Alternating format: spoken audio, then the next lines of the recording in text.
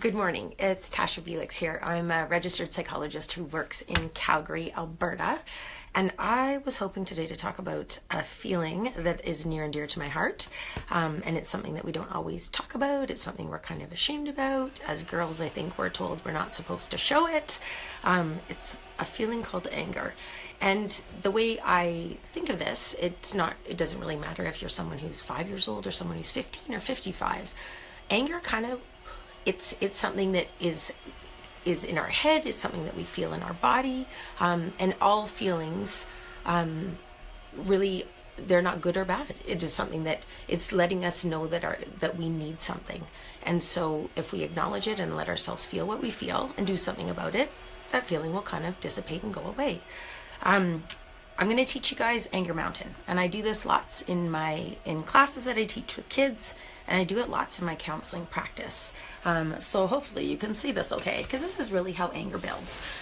We sort of think of it as that yucky part at the top when we know that we've lost our cool, we've blown our lid, we're saying yucky things, or we might be seeing that in our kids or teenagers.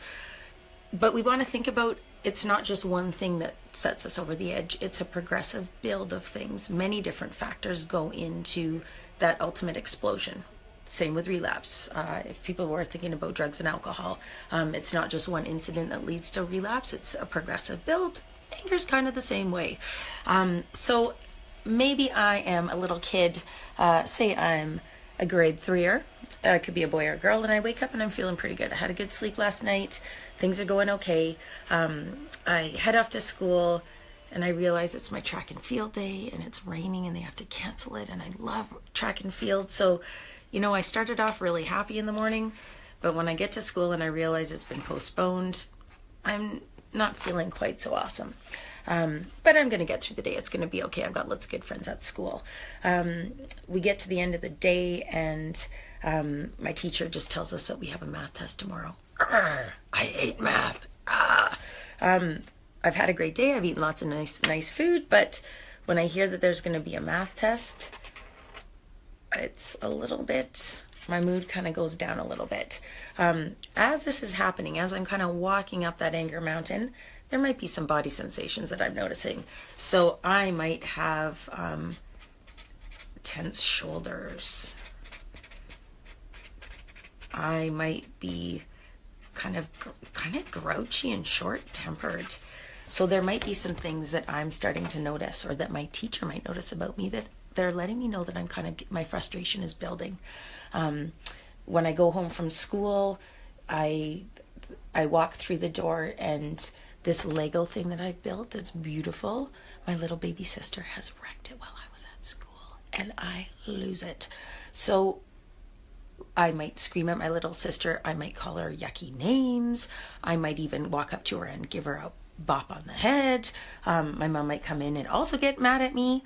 So what often happens is, it's progressive how we go up anger mountain. But when one person is up at the top of their mountain, so we're not being super rational at that point, where our behavior is usually getting us in trouble, very quickly someone in our world usually gets to the top of their mountain. So we have two people kind of saying yucky things to each other, giving discipline in a place where you're angry and maybe using hurtful language or being too punitive instead of being helpful to somebody. And so I always think it's good to kind of look at not only what's going on as someone is climbing up anger mountain, in terms of what you see on the outside and maybe what they're feeling, but we want to look a bit deeper and kind of understand what's going on in their brain at the same time too. So you'll see, as this is kind of a flip version of it, as someone is walking up anger mountain, you actually have someone's ability to problem solve and use their prefrontal cortex going down, down, down. As we lose our ability to use that really slow brain, that smart problem solver, it's our amygdala, it's that reptilian brain that's kind of leading the show. And so when we're at the top of our mountain, we are thinking from that reptilian brain, that amygdala flare, fight, flight, freeze. We're not thinking about our sister's feelings. We're not thinking about what that bop to the head is going to mean in terms of a consequence, how it might impact my screen time. We're not worried about any of that kind of stuff. And so we really want to help young people and even parents alike to catch themselves and know what their cues are that are letting them know that they're kind of getting to the top of their mountain, so that you can do strategies to catch yourself before you get to the top of the mountain, so that you can kind of calm down. And wouldn't it be neat if you started to do a body check once in a while to know, are my shoulders getting tight? Am I finding myself going, that can often be that sigh, like that, the frustration is coming. If you catch yourself doing that, and start to become more aware of it, you can do things to get yourself to calm down. Some things that are really helpful is doing a long, slow exhale. So you might breathe into 4, hold your breath for 4, and then breathe out slowly to the count of 8. And you make a nice, loud, audible sound. You might do a few cycles of that. One of the things that we know about deep breathing, especially that long exhale, is what it does is it helps calm down that amygdala flare and actually kick in your parasympathetic nervous system. That's the like chill out, slow down kind of part of us. So deep breathing is really helpful. For some people, movement can be really helpful. Stomping your feet, giving your arms a great big stretch, going on a quick walk. I worked with a fabulous little guy who would catch himself going up to the top of the mountain and started to do push-ups. So right before I get to the top, I'm going to go down and give myself 50 push-ups. Neatly enough, that was enough physical activity to help calm down so he could be a bit more rational. Awesome. And avoid some of this sort of stuff.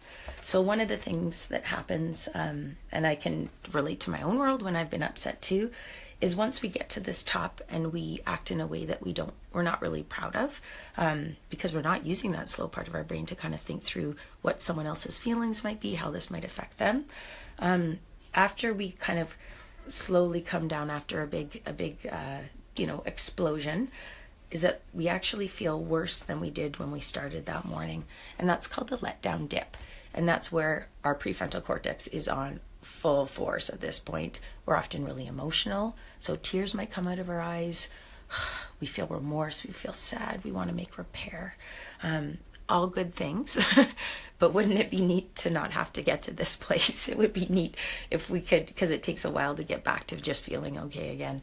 We want to get into the habit of being able to catch ourselves climbing up an anger mountain so that we can get ourselves down and maintain relationships without having to say sorry and kind of talk through hard things. This being said, it's a lovely learning tool, but you can't learn this stuff without making some mistakes. And so know that this is something that often people have on the fridge and they come back to it over and over again and figure out all those different things that might be those beautiful calm down strategies. It could be listening to music. For someone, it might be drawing. Some kids need to hop in a warm bath. Some teens want to put on their earbuds and sing out loud. So whatever it is and works for you, as long as it's not hurting someone else, I think that's awesome.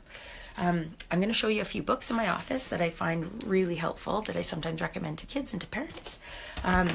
One that I think is great for more younger kids is The Explosive Child by Dr. Ross Greene. A fabulous book to understand some of the biology behind kids that are more rigid and easier to get tempered. That truly, like, some kids are born in this world where their anger mountain is set off quicker than the average kid. There's stuff that we can do as families, though, how we set things up and how we keep our cool in the moment that can really help these little kiddos thrive. And this is a lovely book and really explains some of the beautiful parts that you get when you have a really passionate, spicy kid. I think this is also a fantastic book. I hate the title of it, though, because it's kind of negative. Your Defiant Child. This is by Russell Barkley. But again, it is an excellent resource for parents as their kids are getting older, maybe more into the teen years, where anger with parents and child is flaring up over and over and over again. It's really affecting your relationship.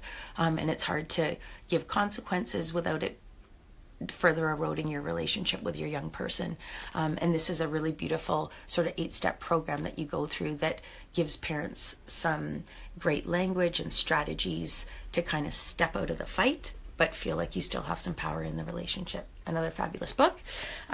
Here's one from a friend of mine, Andrea La Rochelle. She's a Calgary mom and also someone that helps families that are in high conflict divorce to kind of settle their differences, to keep their kids at the forefront of the decision making. And this is one of her books, Goodbye Angry Bugs, that she's written to help kiddos deal with some of their big feelings like anger.